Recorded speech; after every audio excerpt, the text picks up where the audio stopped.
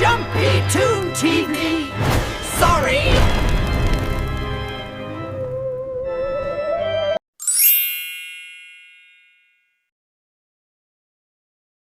রংপুরের কাঁচা রাস্তা পেরিয়ে ভাঙা বাস থেকে নামল আর্য।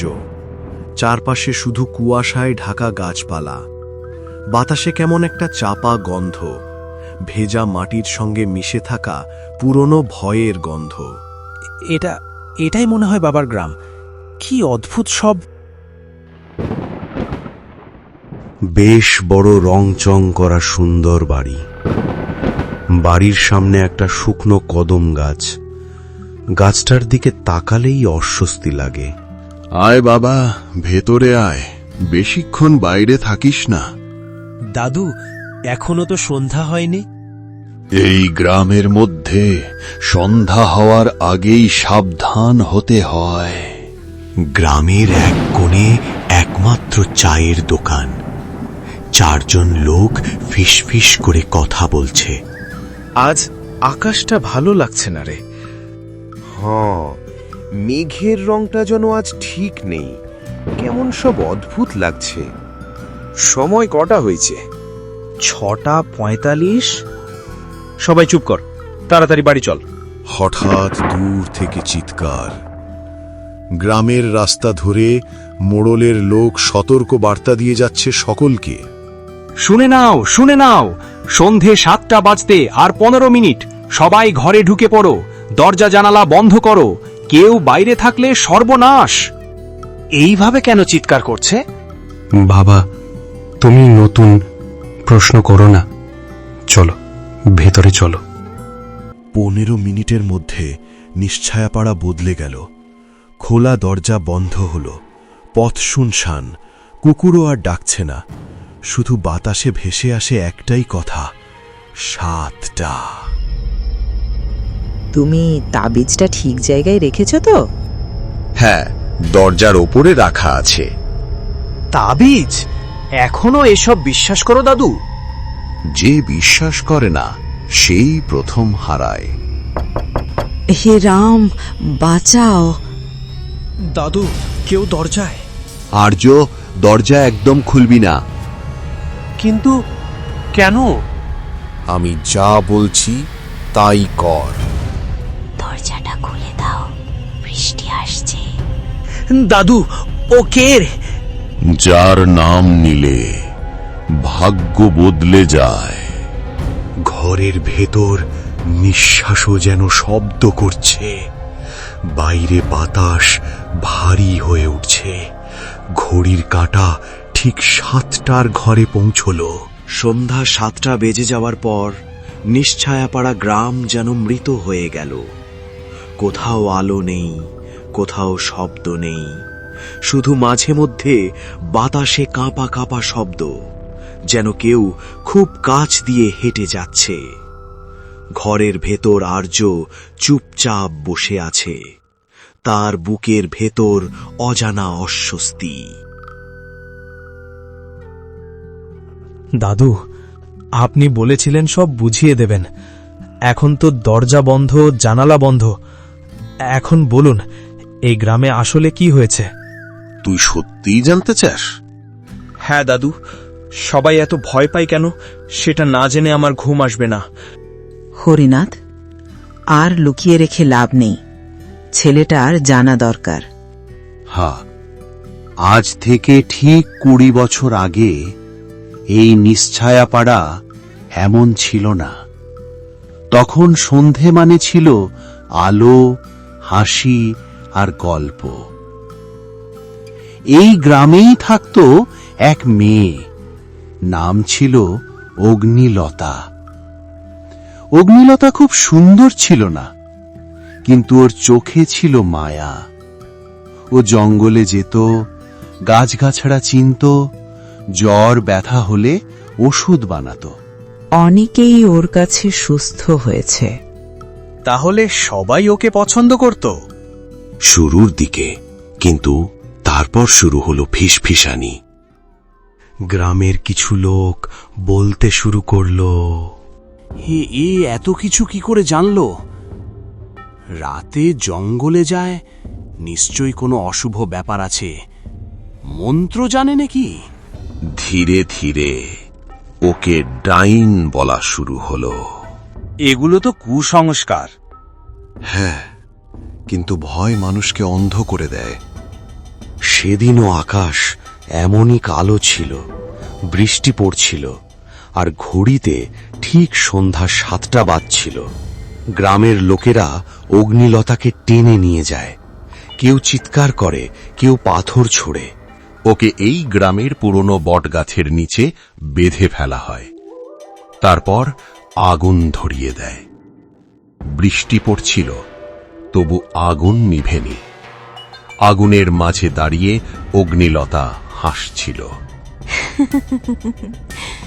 আমি মরব, কিন্তু তোমরা বাঁচবে না। প্রতিদিন সন্ধ্যা 7টার পর আমি ফিরব। তোমাদের ঘরে ঢুকব না, কিন্তু তোমাদের দরজায় দাঁড়াবো। যে আমাকে দেখবে, যে আমার ডাকে সাড়া দেবে, সে আর ফিরবে না। ওর মৃত্যুর 1 সপ্তাহের মধ্যেই প্রথম লোকটা নিখোঁজ হয়। তারপর কি হয়েছিল? তারপর একে একে সন্ধ্যা 7টার পর যে বাইরে ছিল সে আর ফেরেনি।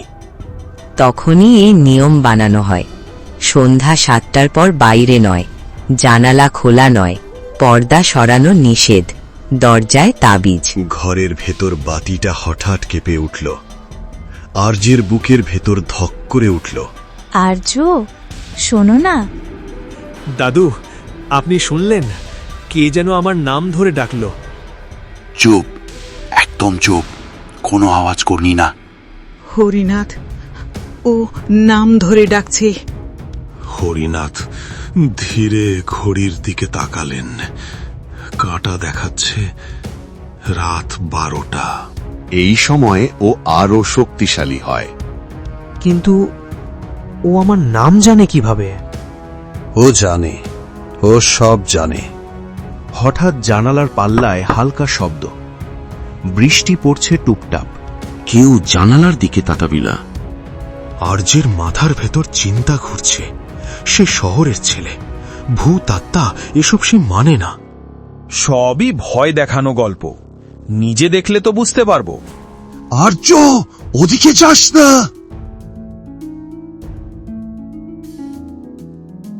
কিন্তু ততক্ষণে আর্য জানালার কাছে পৌঁছে গেছে। আর্য জানালা দিয়ে বাইরে দেখতেই তার নিঃশ্বাস আটকে গেল। সে দেখল জানালার বাইরে দাঁড়িয়ে এক অপরূপ সুন্দরী মেয়ে।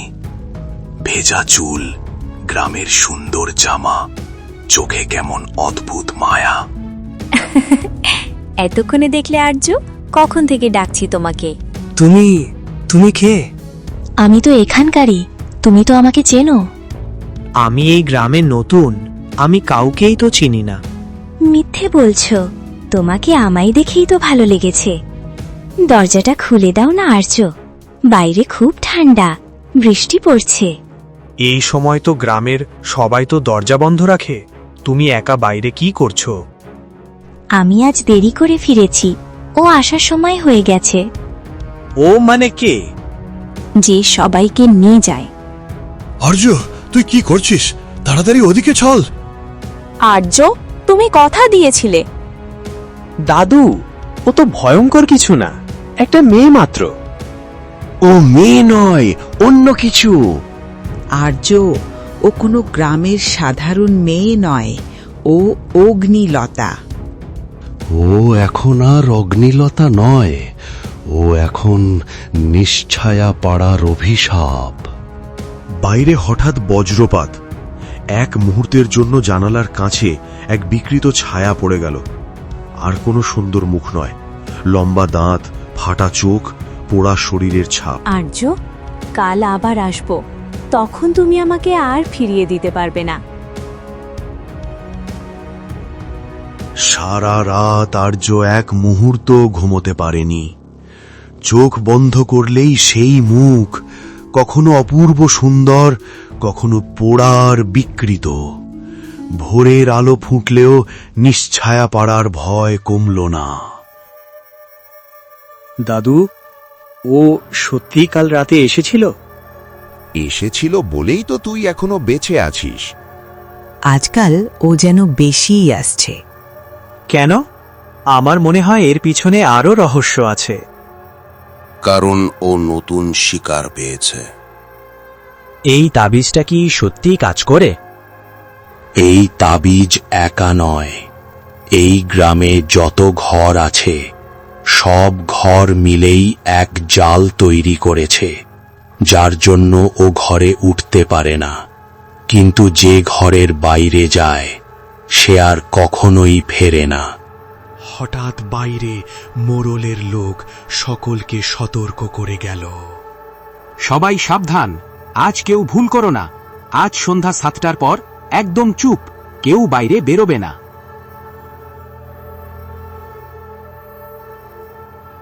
হ্যাঁ, ও একা আসে না। অগ্নিলতা একা নয় বাবা, ওর সঙ্গে আছে আরো আত্মা। আরো? যাদের ও নিয়ে গেছে তারা কেউ পুরোপুরি মরেনি। এরা সবাই নিখোঁজ। এখন ওর দাস। ও সকলকে খুন করে নিয়ে যায় আর ওদের দিয়ে কাজ করায়। দাদু, আমি আজ আর পালাবো না। তুই কি বলতে চাস? আমি জানতে চাই ওদের থামানো যায় কিনা। থামানো যায় না বাবা, শুধু বাঁচা যায়। সন্ধ্যা ঠিক 7টা বাজতে আর কয়েক সেকেন্ড বাকি। ঘরের ভেতর নিস্তব্ধতা এমন ঘন যেন বাতাসও দম বন্ধ করে দাঁড়িয়ে আছে। দাদু, আজ আমি সত্যিটা জানতে চাই। না, আজ নয়। বাবা, অনুরোধ করছি, নিয়ম ভাঙিস না। ঘড়ির কাঁটা 7টার ঘরে ঝুল। ঠিক সেই মুহূর্তে বাড়ির চারপাশে বাতাস ঘুরে দাঁড়ালো। তখনই বাইরে থেকে এক মধুর স্বর শোনা গেল। আর্য, আমি জানি তুমি ভয় পাও না। ওর কথা শুনিস না আর্য। একবার দেখলেই তো বোঝা যাবে। আর্য জানালার কাছে গেল। সে দেখল বাইরে সেই সুন্দরী মেয়ে, আজ আরো সুন্দর, আরো শান্ত। দেখলে আমি ভয়ঙ্কর নই। তুমি কেন এটা করছো? কারণ কেউ আমার কথা শোনেনি। আমি নির্দোষ ছিলাম আর্য। আমাকে গ্রামবাসীরা আগুনে পুড়িয়েছিল। আমি জানি তোমার সঙ্গে গ্রামবাসীরা অনেক অন্যায় করেছে, কিন্তু তারা ছিল অবুঝ। তাদের এই দুর্বলতাকে কিছু মানুষ অপব্যবহার করেছে। তুমি আলাদা, তুমি আমাকে বুঝতে পারো। আর্য, দরজা খুলিস না, বাইরে বিপদ। একটু শুধু দরজা খুলে দাও আর্য। দরজা আধ খোলা হতেই ঠান্ডা বাতাস ভেতরে ঢুকে পড়ল। আর্য এক পা বাইরে রাখল। হঠাৎ চারপাশে অদ্ভুত ছায়ারা নড়ে উঠল। বাড়ির উঠোনে একটা নয়, অনেকগুলো ছায়া। চোখহীন মুখ, বাঁকা শরীর, ফিস ফিস শব্দ। এরা কারা? এরা আমার পরিবার। অগ্নিলতার মুখ হঠাৎ বদলে গেল। সুন্দর মুখ ফেটে বেরোলো, পোড়া চামড়া, লাল চোখ, হাফ হাত পড়া ফাটা। তুমি আমাদের হবে। কমলা, তাবিজটা? না! অগ্নিলতা, কি করলে তোমার আত্মার শান্তি পাবে?